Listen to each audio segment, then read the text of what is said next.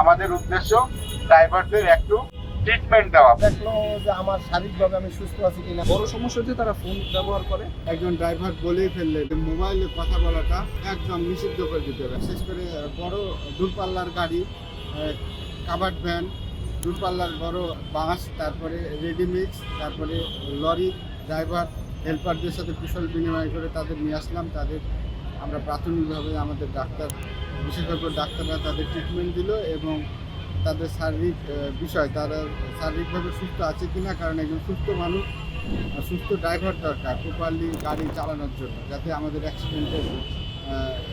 অ্যাক্সিডেন্টের যে পরিসংখ্যান সেটা যেন কমে আছে। প্রতি বছর আমাদের দেশে 4 থেকে 5 হাজার মানুষ মারা যায়।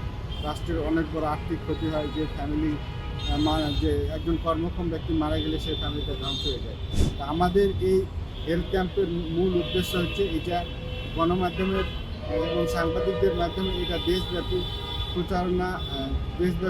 প্রচারণা করা, যেন গাড়ির মালিক এবং ড্রাইভাররা সচেতন হয়, সুস্থ এবং সাউন্ড বডি এবং মাইন্ড দিয়ে হাইওয়েতে, মহাসড়কে দূরপাল্লার গাড়ি তারা ড্রাইভ করে এবং সড়কের নিরাপত্তায় ফিরে আসে, মানুষের সেফটি হয়।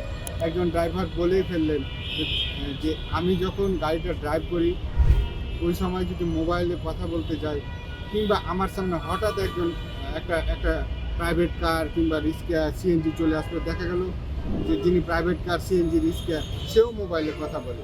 সুতরাং ড্রাইভার নিজেই বলল তার দীর্ঘ 26 বছরের অভিজ্ঞতা, আপনারা সেটা শুনলেন যে তার অভিজ্ঞতা থেকে বলল যে মোবাইলে কথা বলাটা রানিং অবস্থায় একদম নিষিদ্ধ করে দিতে হবে। আরেকজন ড্রাইভার বলল সুন্দর মতামত দিয়ে যে এটা সরকার যেন একটা আদেশ করে এটা একটা নিয়ম আইনে পরিণত করে যে চলন্ত অবস্থায় কোনো ড্রাইভার কথা বলবে না, প্রয়োজন হলে জরুরি হলে গাড়ি সাইড করে কথা বলতে হয়। তো এই যে আমরা তাদের ট্রিটমেন্ট দিতে গিয়ে, তাদের সাথে কুশল বিনিময় করতে গিয়ে আমরা সুন্দর মতামত পেলাম।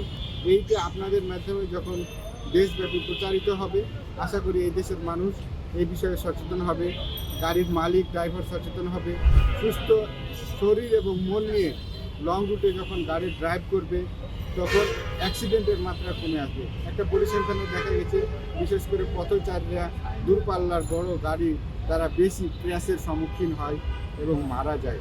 সেই ক্ষেত্রে ড্রাইভাররা যখন পর্যাপ্ত ঘুমায় সুস্থ শরীরে গাড়ি ড্রাইভ করবে, সেক্ষেত্রে রোড ক্র্যাশের মাত্রা একদম কমে আসবে এবং এটা পুরো দেশবাসী উপকৃত হবে। শারীরিক অসঙ্গতি নিয়ে যে গাড়ি চালানো উচিত না, এতে তারও দেশের 10 জনের ক্ষতি হয়।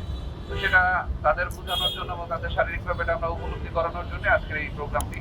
আমাদের উদ্দেশ্য হলো দূরপাল্লার যারা ড্রাইভার গাড়ি চালায় এরা মানসিক এবং শারীরিকভাবে সুস্থ থাকে কিনা। হয়তো আমরা বৃহৎ পরিসরে সকলকে এই সেবা দিতে এই মুহূর্তে পারবো না, কিন্তু আমরা গণমাধ্যমের মিডিয়ার মাধ্যমে জানিয়ে দিতে চাই যে ঢাকা মেট্রোপলিটন পুলিশ এরকম একটা উদ্যোগ নিয়েছে, যেটা অত্যন্ত মহৎ উদ্যোগ এবং এখানে স্বাচ্ছন্দ্যে উত্তরা 18টি সেক্টরের যে বিভিন্ন মেডিকেল ক্লিনিক হাসপাতাল রয়েছে তারা সকলেই স্বাচ্ছন্দ্যে আমাদের সাথে আগ্রহ প্রকাশ করেছে যে আপনারা যখন ডাকবেন আপনাদের সাথে আমরা সহযোগিতা করবো, আমরা কাজ করতে চাই।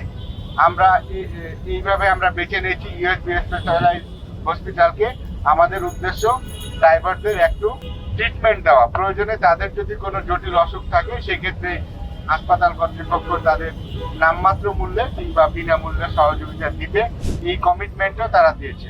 তো আপনারা সকলেই জানেন যে এই দেশে, আমাদের দেশে সড়ক মহাসড়কে পথচারী পারাপারের সময় এবং বিভিন্নভাবে ড্রাইভার যারা গাড়ি চালায় তাদের ভুলবশত হোক কিংবা দুর্ঘটনা, যেটা আমরা বলি ক্র্যাশ হয়।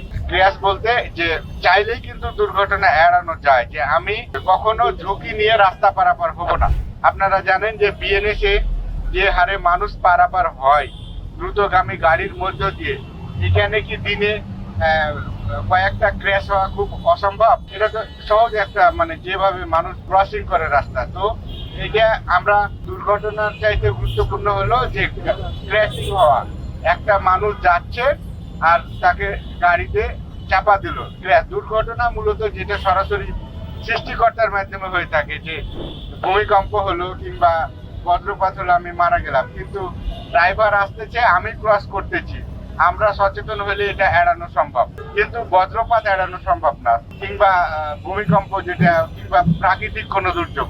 তো এই যে ক্র্যাশ, রাস্তায় যে যে ঘটনাটা ঘটে, যার কারণে আমরা আমাদের দেশে 4 থেকে 5,000 মানুষ মারা যায় এবং সরকারের কয়েক হাজার কোটি টাকা ক্ষতিগ্রস্ত হয়। আমরা যে কয়েকজন এখানে বেশ কয়েকজন ভালো রুগী দেখেছি, আমরা 20-50 জনের মতো। তো ওখান থেকে আমরা যেটা উপলব্ধি করতে পারলাম যে আসলে ম্যাক্সিমামের সমস্যা থাকে কি তাদের কাজের একটা প্রেশার থাকে, তারা ঘুমের একটা নিয়ে এখানে কাজ করে। দ্বিতীয়ত তারা ড্রাইভিং পেশাটাকে তারা ওভাবে করে না, তারা দেখা যায় ফোন ইউজ করে, সাথে সাথে তারা তাদের কিছু অসঙ্গতি থাকে। আমরা সবাই জানি যে তারা বিভিন্ন মাদকদ্রব্যের সাথে জড়িত থাকে। তো তারা এই জিনিসটা খুব লাইটলি নিয়ে তারা গাড়ি চালায়, এবং এটা বিধিনিষেধগুলো যদি আরও কড়াকড়ি করা হয় সরকার থেকে, তাহলে আমি মনে করি তাহলে তারা শাস্তিটা যদি ওভাবে বাড়ানো যায় তাহলে তারা অবশ্যই এটা মানতে বাধ্য হবে। কারণ বাংলাদেশের মানুষগুলোর তাদের বড় সমস্যা হচ্ছে তারা ফোন ব্যবহার করে, এবং গাড়ির ক্ষেত্রে তারা মানে দূরপাল্লার বাসের ক্ষেত্রে তারা ওভারটেকের একটা টেন্ডেন্সি থাকে। এই জিনিসগুলো আমি মনে করি যে একটু চেঞ্জ করলে দূরপাল্লার যেমন করা সম্ভব, এবং বাংলাদেশের মানে কিসের হার দুর্ঘটনা, রাস্তাঘাটের দুর্ঘটনার হার কমানো সম্ভব।